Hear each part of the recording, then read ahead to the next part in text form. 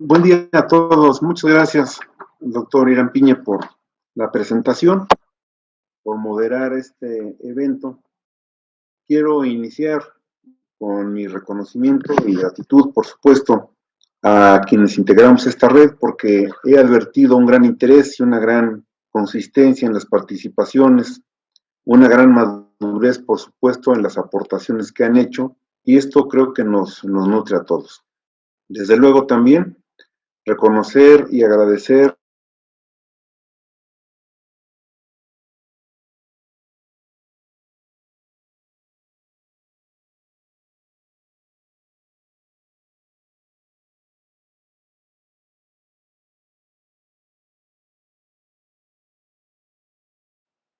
Parece ser que se nos congeló la imagen y el audio del doctor Uribe.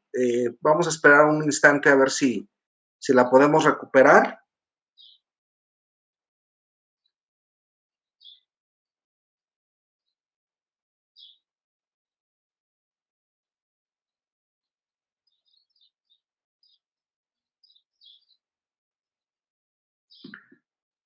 Una disculpa a todos, son las vicisitudes de los eventos en vivo.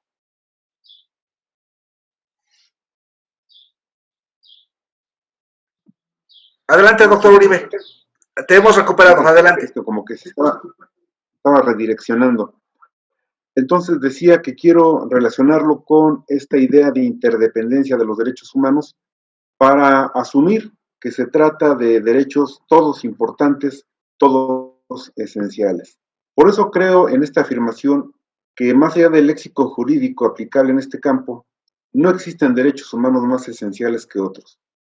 Desde luego, esto hay que tomarlo con mucho cuidado, ya que el derecho humano a la salud y a la vida ahora están ocupando y siendo atendidos con un carácter preeminente ante la pandemia. Considero que todos los derechos deben ser cuidados y asegurados para el disfrute de los habitantes, porque cuando se abordan cuestiones de tal naturaleza, insisto en este punto, con el debido cuidado y la responsabilidad respectiva, hablar de ponderación para preferir un derecho humano sobre otro genera, a no quererlo, una evidente violación con respecto al derecho que se omite o se deja en segundo plano.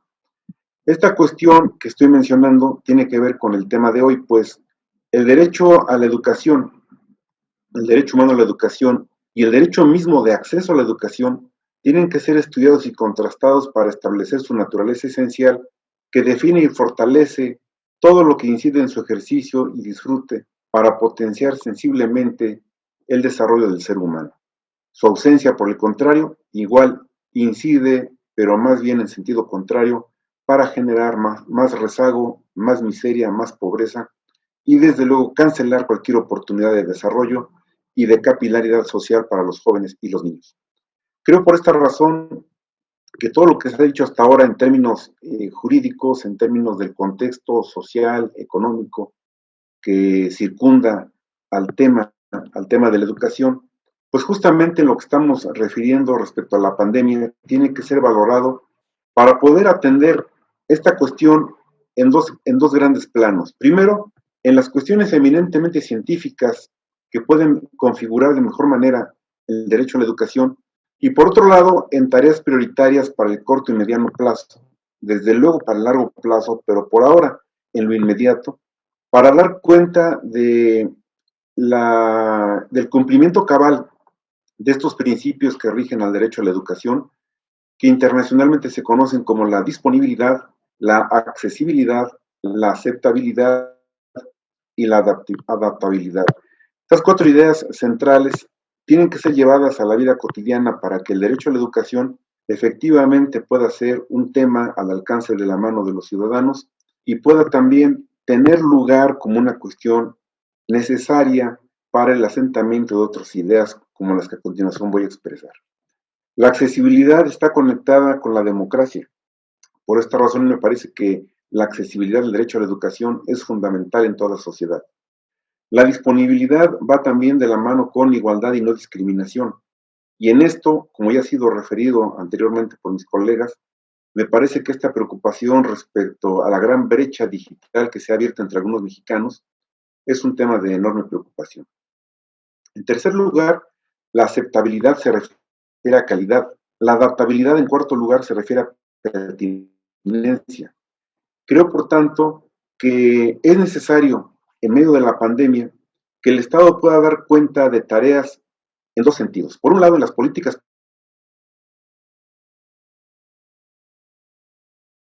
ciudadanas. La planeación democrática juega aquí un papel fundamental, pues en el Estado constitucional no es posible mantener a los ciudadanos al margen del diseño de las tareas de gobierno. Otra parte fundamental tiene que ver con las garantías constitucionales, entendidas como procesos constitucionales accesibles para todo ciudadano y que aseguren la protección del derecho, aún por omisiones legislativas o de otra índole, además que sus efectos sean generales para erradicar todo acto u omisión que atente contra ese derecho. Pueden ser individuales o grupales o colectivas. Las individuales conocemos el juicio de amparo. En otros países tenemos acción de cumplimiento, juicio para la protección de los derechos humanos, acción de tutela, etc. Referir otras más, como las grupales o colectivas, las acciones de clase, las acciones de grupo, la acción popular, etc. México tendrá que ponerse al día pronto en temas de justicia constitucional para poder abrir el elenco de posibilidades, de acciones para la garantía de los derechos humanos, fundamentalmente del derecho a la educación, al alcance de la mano de todos los habitantes. Para cerrar, lo quiero también relacionar este derecho humano a la educación con otros conceptos que ya he vertido anteriormente y que tienen que ver con el concepto de garantía. Como lo he referido ahora, este asunto de la asimetría que se da entre quienes disponen de los elementos para tener clases a distancia y quienes carecen de ellos, tendrá que empezar a forjar un nuevo concepto de garantía. En este caso, me parece que el concepto garantía de tipo procesal debe ser, y solo por excepción, el mecanismo de aseguramiento del derecho humano a la educación. La parte central, en mi opinión, se ubica en el diseño de políticas públicas que sean encaminadas al aseguramiento de este derecho. Solo de esta manera, creo, podríamos o podremos dar una respuesta adecuada a la pandemia que hoy nos ha asolado y desde luego, en este sentido, creo que podremos dar una respuesta adecuada al tema del COVID-19 hoy en México y ojalá sea de igual manera en Latinoamérica y en los demás países a favor de los seres humanos. Muchas gracias por su atención. Muchas gracias, doctor Enrique Uribe, por sus palabras y por mostrarnos este intríngulis que tiene el derecho a la educación y sobre todo algo que desde la primera sesión ha quedado muy manifiesto desde su voz. No podemos soslayar ni podemos poner un derecho humano por encima del otro. Y con estos elementos que usted nos proporciona, refuerza no solamente el sentido de este seminario, sino también la importancia de la Red Internacional de Estudios Constitucionales. Gracias, doctor Uribe. Cedemos el uso de la palabra al doctor Joaquín Ordóñez Cedeño, quien es doctor en Derecho por la Universidad Autónoma del Estado de México, integrante del cuerpo académico Estudios Constitucionales de nuestra Facultad de Derecho e integrante del Sistema Nacional de Investigadores. Adelante, doctor Ordóñez, por favor. Gracias, doctor Igram, por la presentación y gracias a todos por conectarse a este evento académico de carácter internacional. Me parece que desde luego el tema del derecho a la educación es muy importante, más ahora que se está viviendo en un ambiente en el que tenemos una emergencia dada por una pandemia. Me parece que debemos empezar por considerar que la educación es principalmente un derecho humano. Y como derecho humano también es una fuerza de tantas otras que sirve para el desarrollo sostenible y también para la paz. Pero es una de tantas, no es solamente la única fuerza que puede considerarse para que un pueblo se pueda desarrollar, o para que haya paz, o para que haya desarrollo económico, social, político, etc. Es una de tantas.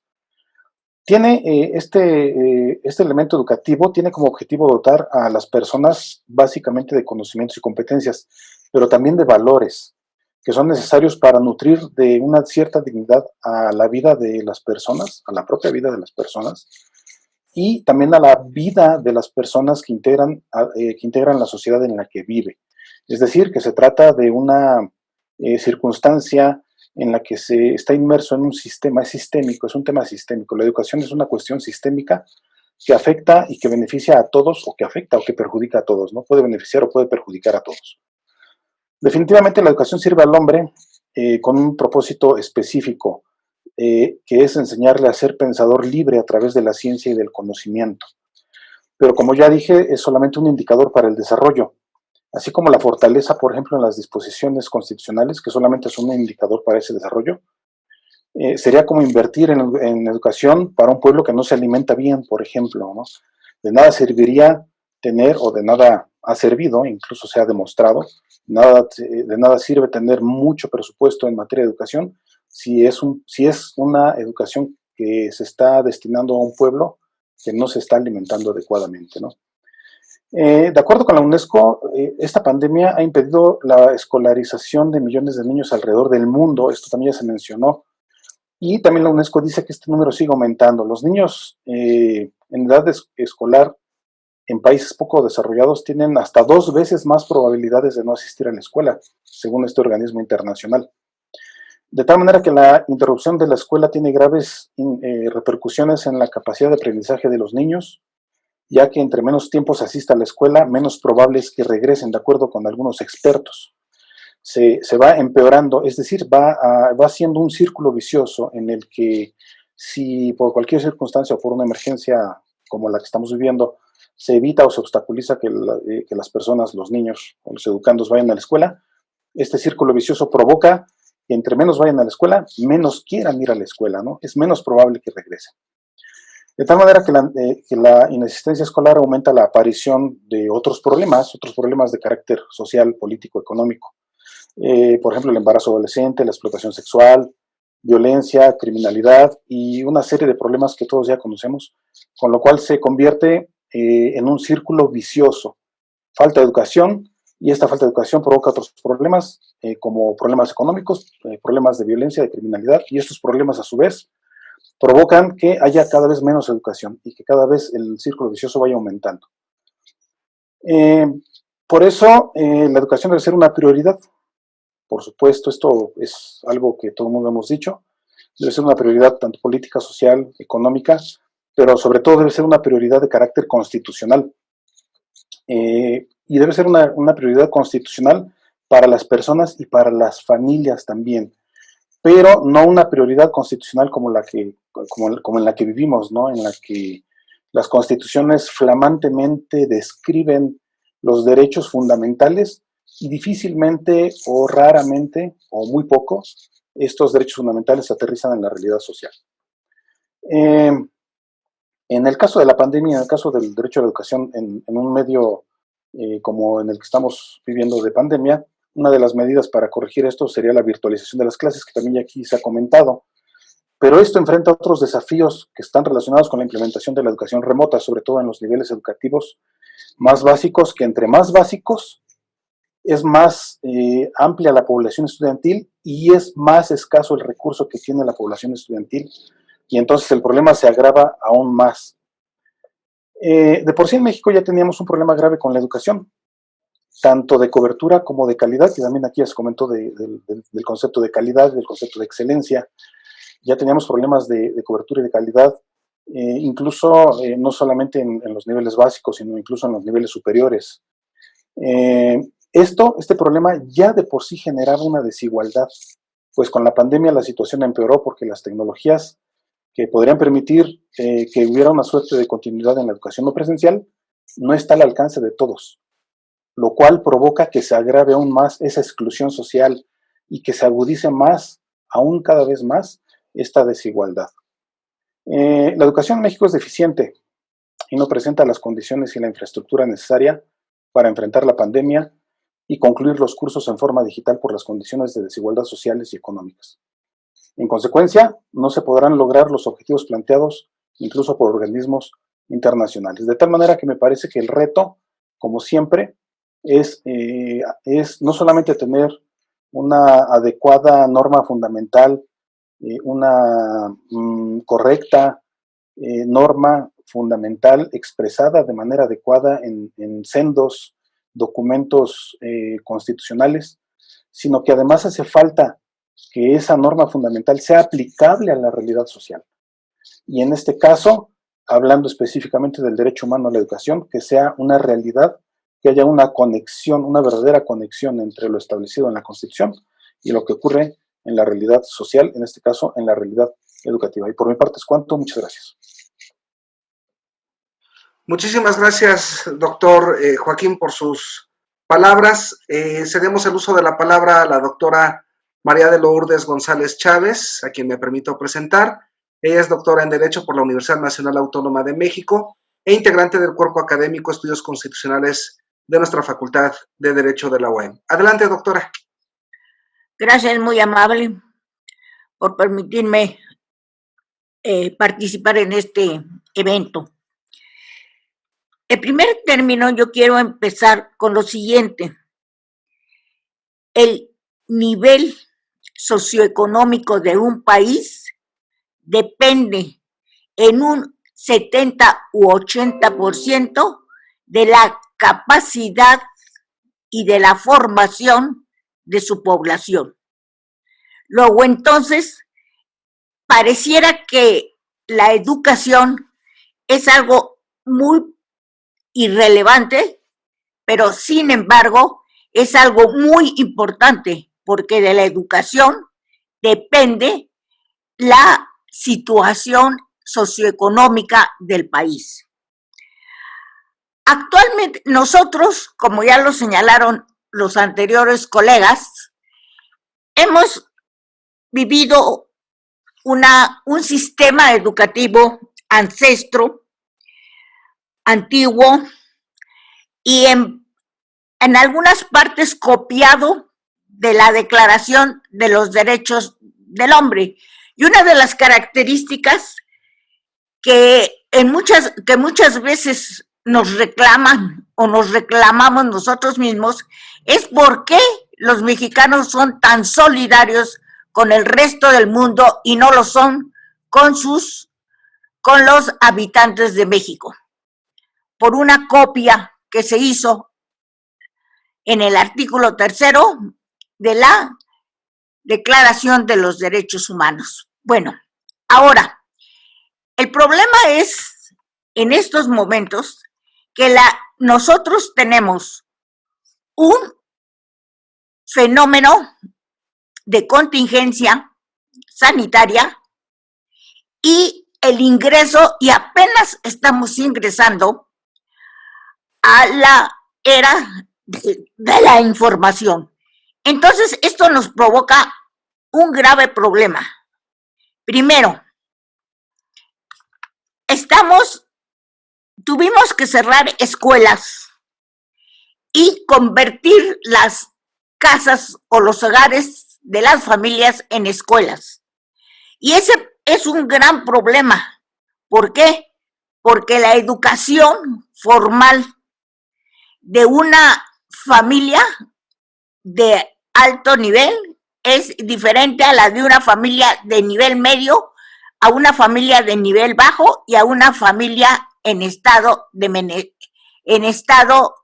de inconsistencia. Bueno, entonces ahí tenemos un verdadero problema. Resulta que la educación es diferente. A veces decimos, no, es que si este chico es de una familia de ingresos altos, seguro que va a tener una educación muy buena. Pues seguro que no. ¿Por qué? Porque en ocasiones no tiene un contacto directo con los padres y ha sido formado a través de personas que coadyuvan en la educación del chico. Entonces ahí empiezan los problemas. Ahora, hay una oportunidad que los mexicanos, los estudiantes mexicanos y las familias mexicanas no han tomado en consideración.